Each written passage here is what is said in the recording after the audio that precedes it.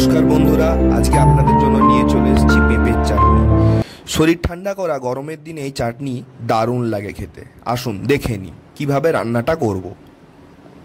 প্রথমে পেঁপেগুলোকে আমাদের এইভাবে এক জায়গায় কুঁড়ে নিতে হবে, পুরো পেঁপেটা। তারপরে একটা কড়াই বসিয়ে তাতে আমরা তেল দেবো গরম হওয়ার জন্য।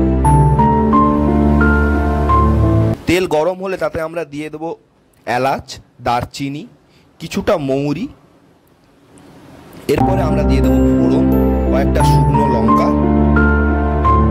কাজু বাদাম, এবং তারপরে আমরা দিয়ে দেবো এর মধ্যে কিশমিশ। এইগুলোকে আমাদের ভেজে নিতে হবে। দেখুন কিশমিশটা ফুলে উঠেছে।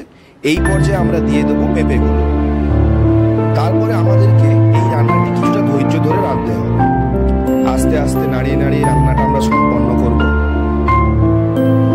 এই পর্যায়ে আমরা দেবো ব্যালেন্সের জন্য একটুখানি নুন এবং অল্প সামান্য একটুখানি চিনি। মিষ্টি কিন্তু এই চিনি থেকে আসবে না। এই যে দেওয়া হচ্ছে, এটা হচ্ছে রসগোল্লার রস। এই রসেই আমরা এই রান্নাটা পুরোটা করব। এতে কিন্তু স্বাদ অনেকটা বেড়ে যায়।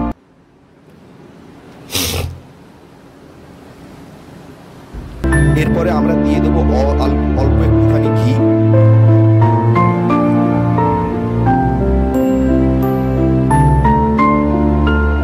দেখুন রান্নাটা কমপ্লিট। একটা পাত্রে তুলে নিই। এটা খুবই হালকা মাপের চাটনি, শরীর গরমও হয় না, পেটও ঠান্ডা থাকে, খেতেও দুর্ধর্ষ হয়, দেখতে খুব ভালো হয়েছে। বাড়িতে এটা প্র্যাকটিস করে খান, সবাইকে দিন, উপভোগ করুন। আর এরকম রান্না আরও পেতে গেলে আমাদের চ্যানেলটি সাবস্ক্রাইব করুন। ধন্যবাদ, পাশে থাকুন।